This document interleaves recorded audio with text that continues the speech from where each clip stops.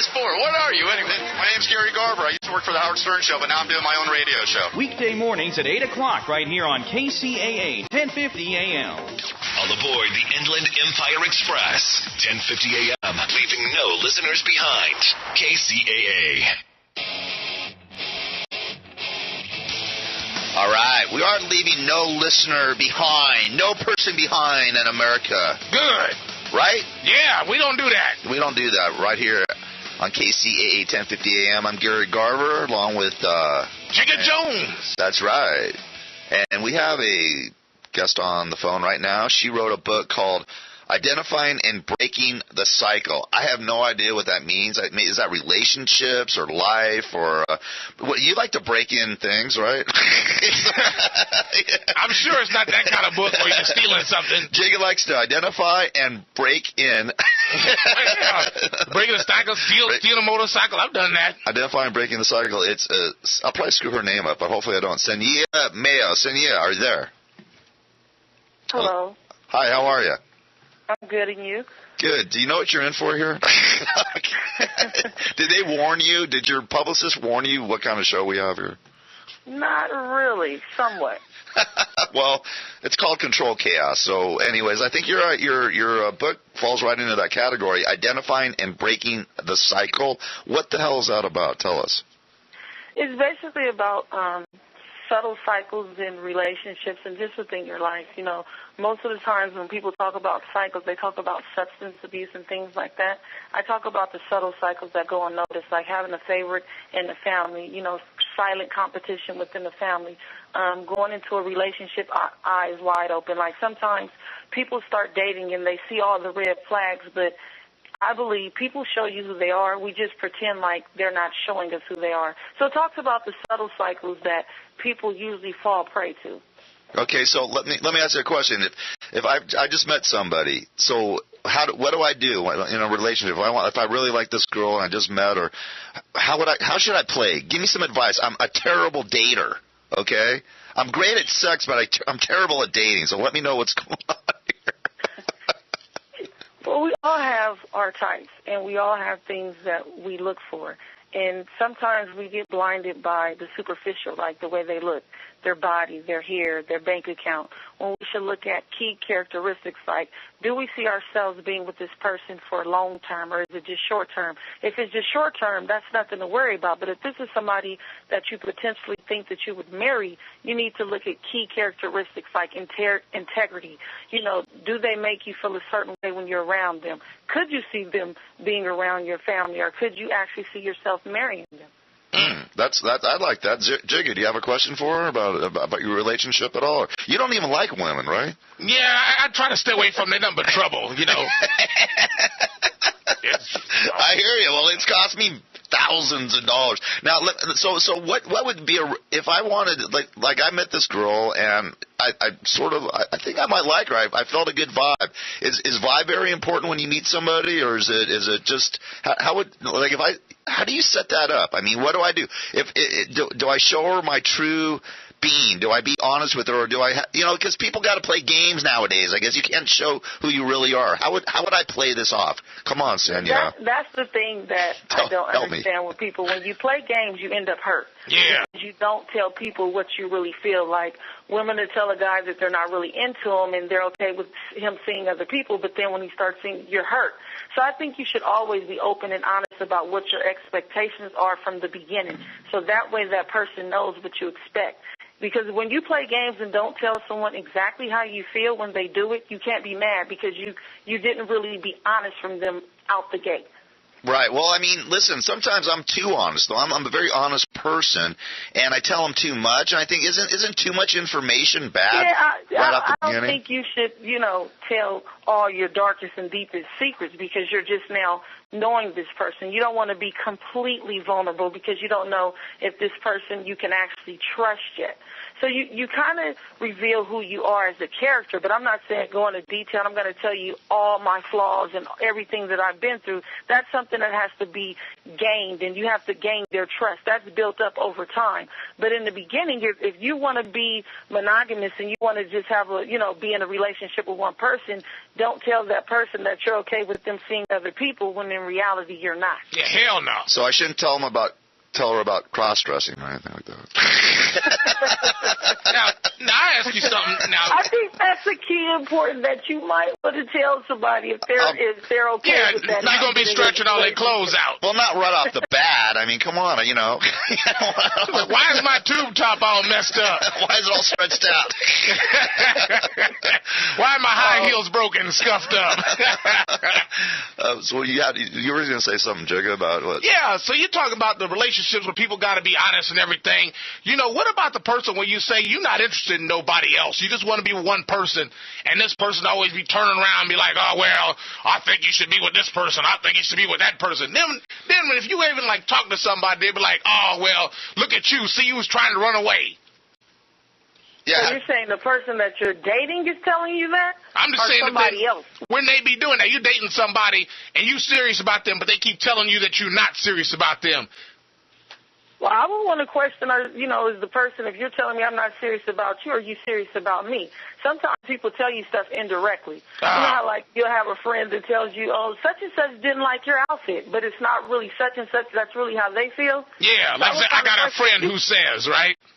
Right. Yeah. Well, you know what? I don't want, like I said, I usually spill the beans about myself very quickly. So what you're telling me, Saniyyah, is just to be a little bit cool, but, you know, be upfront too, but don't tell them everything. I think that's what you're trying to tell them. Some things I think doesn't need to be exposed in the beginning. This sounds like a book we need to get. How do you get this? Yeah, how do we get it? It's called Identifying and Breaking the Cycle. Where can we pick it up? You can get it from our website, breakingthecyclebook.com. Okay, and you also talk about in your book chaotic in-laws. I had chaotic in-laws. What did I get? I flipped out on them, actually. They were very into the Christian religion and quote unquote Jesus freaks. I mean, okay. Though I love Jesus, by the way. You can be a Jew for Jesus. And I am a Jew for Jesus. There you go. I'm a half Jew for Jesus. There you go. You know what I mean? But don't tell me about it all the time. But they would do that. They would like, have you given yourself to Jesus Christ yet? Is that any of your damn business? How do you deal with in-laws that do stuff like that? Because they're chaotic. You know what? I really feel like when you get with the mate, and see, that's the key thing that you want to look for, too. How enmeshed are they with their family? Like, it's cool to have a tight-knitted family, but it becomes a problem when your mate is all up. Because when you get with somebody, it's no longer about your family. That becomes your extended family, and it becomes about you and your mate. And when you have a mate that basically allows their family to, like, Bible bash you or bring their ways into your relationship, that's not a healthy relationship. That's something you need to think about, because when you are with someone, anyone outside of that relationship shouldn't really have major influences or say-sos in that relationship. I agree. Oh, totally. I totally agree with you. I think they totally. Well, it was one of the reasons I got divorced, because I couldn't take their Bible bashing as you. That's a nice way of putting it. I got Bible bashed. That's a lot nicer way than I would have put it. That's cool. What would you remember say? that one. What would you say? Well, the religion's like somebody else's private part. You don't want to shove down your throat. Yeah, exactly, right. Exactly. Yeah, that was tough for me. And then I did get divorced, and you talk about divorce too. What about divorce? Tell us about it. Is it a good thing, bad thing? Can it be helpful, hurtful? How do you deal with a divorce? I got a question on that. It could be all the above.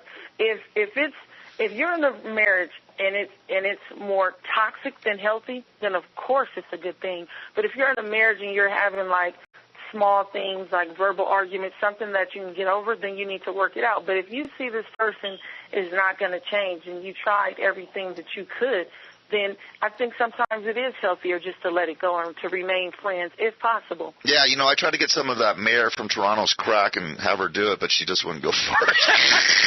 Now, let me ask you something. Now, since you're like a relationship person and everything, don't you think marriage should be something like every 5 years up for renewal?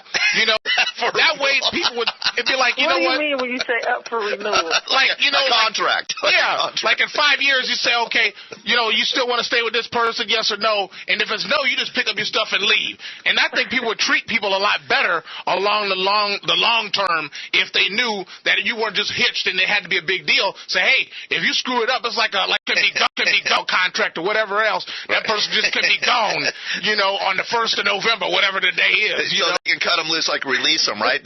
Like wave them. Yeah. Wave your wife. Wow. Goodbye. The thing is, I think in marriages and relationships, a lot of times people they stop to appreciate their spouse or their mate. They become like it's routine. Like they don't really take the time that they took when they first met that person to get that person. I think that's a major key factor in any marriage. You need to always date your spouse. Yeah. I think sometimes we get comfortable and we think this person is never going to leave and I could just be like this. But you That's have to remember happens. when you were dating how you got them, how you stay intrigued. Mm-hmm. I mean, you want to implement that all throughout the years. And I think sometimes in marriage we forget that. We just think this person is going to stay with us. But it is sometimes in marriage you could become bored. And that's why you always, how can I please my mate? What can I do to keep our, that spark going? And I think sometimes people don't think about that. They just lose themselves. And that's how the relationship goes sour. Maybe roofies. I don't know. What do you think? I'm wondering. I don't know. I mean, that might be fun. Take some GHB every now and then, spark up the love life. I haven't even thought about it like that in a while. I don't know. Well, I haven't been married in 10 years. So. Probably a smart idea. Yeah, More people should catch on to that. I've been having a lot of fun not being married. It's sort of a hassle. It's a pain in the ass. I mean, relationships are such pains in the asses now. I think anything where you're not free to get up and leave when somebody treats you like crap is a stupid idea. Well, like I said earlier, it's like a game. You got to play this game with this person. It's like a power trip / find out where to get this book. I'm too old. I'm too old to play games, okay? Saniyyah, help me. I'm too old to play games. But see, that's why you have to find someone that's still, that's not playing games. I think with social media nowadays, people lie. You really don't. They're one way over the internet, and then you see them and you meet them. They're somebody completely different. And I think people nowadays, they put up a facade. They wear a mask, and you have to find somebody that, is like you. Like, they don't want to play games neither. But you do find a lot of people nowadays, they want to live an image that's not really their life or just be something that they're really not instead of being honest. Well, and, yeah. People on Facebook only put good stuff. Huh? People on Facebook only put the good things that happen. You notice that? Yeah. Right. Yeah, well, People you know what? It's really not their good stuff. Yeah, well, listen, Saniyyah, thank you for calling in. And the book is called Identifying and Breaking the Cycle. Once again, where can people get your book? BreakingTheCycleBook.com or at Amazon. BreakingTheCycleBook.com or at Amazon. Well, thank you so much. You gave me some insight. Thank you. And I am going to be honest, but I'm going to be coy. If that makes any sense. Like a fish? Yeah, like a koi fish. Yeah, I'm going to jump in and get the hell out of there. All right, thank you so much for calling in. Take care. Thank you. All right, cool. All right. That's cool. Listen, it's good to know about relationships because I just have no luck anymore. I mean, I have a lot of women that I date and stuff like that, but there's always one little red flag or trigger that I'm like, oh my God, really? And you instantly find out you don't want to be with them anymore. That's why I don't bother. I hear you. All right, well, listen, let's take a break. This is the Control Chaos Morning Show live on KCAA 1050 AM. I'm Gary Garver. And I'm Jigga Jones. We'll be back right after this. NBC News Radio. The only station I listen to. 1050 AM.